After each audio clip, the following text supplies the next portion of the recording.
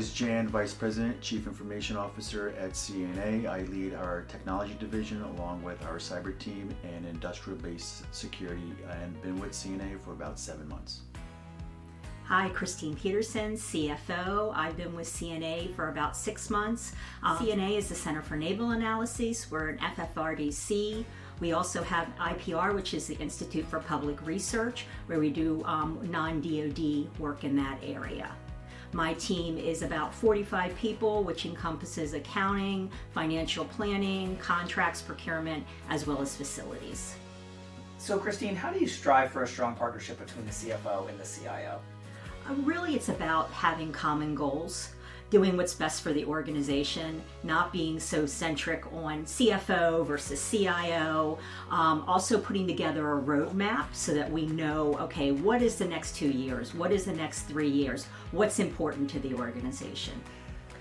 Riz, roadmap strategy development. So how do you and Christine work together to create that? And then how do you get the endorsement that you need to start the execution process? Generally, we focus on the roadmap as far as defining the business processes initially. Those matter the most is people and processes. The last thing we want to focus is on technology. Once we get the business processes defined and categorized, then it's really easy to obtain buy-in from the enterprise-wide strategy, because your roadmap is mapped to the enterprise-wide strategy. So the buy-in then makes it a lot easier from a leadership perspective, because they actually know that we're not focused on just buying the latest and greatest technology out there. We're really looking under the hood to make the deployments of technology, if we're going to go down that path, a lot easier and simpler. But it's really, really well thought out. So Riz, on the roadmap, once you've got the roadmap built, so to speak, and you and Christine have kind of agreed on approach, how do you then go about rolling it out in the organization?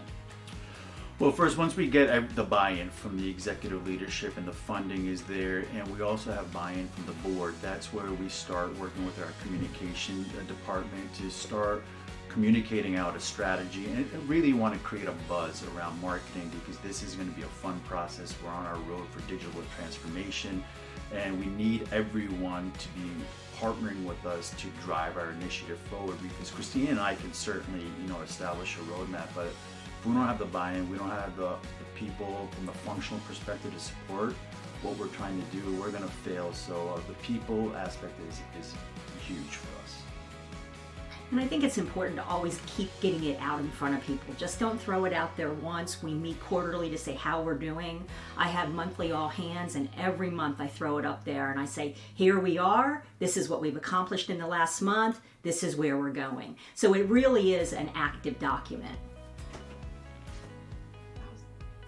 And this is a question really for both of you guys to think about, is how do you work together when you're communicating to the board? And that might be challenging conversations that maybe you're not sure how they're going to receive, or just things you're noticing in the business.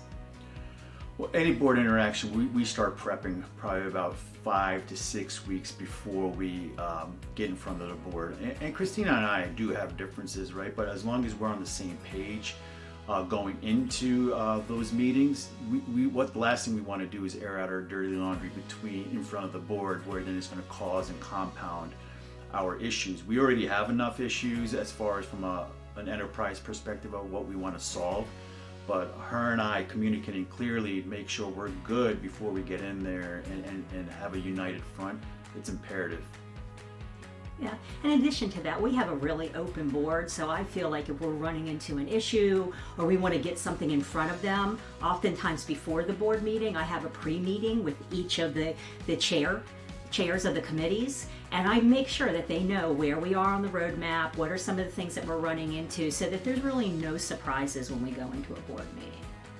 And I would imagine that you guys also have a supportive CEO. You couldn't do any of this without a supportive CEO. So how important is that? If you're a CFO, CIO today, and you need a CEO as a champion, would you say that that's critical, or would you say that you can bring them along? I think with Catherine, she is amazing. I mean, from the point where I was interviewing, they were very transparent. They said, hey, modernization is really what we're striving for. And so she has really been a champion of ours. We can go and talk to her about any issues that we're having. So she's really part of the solution.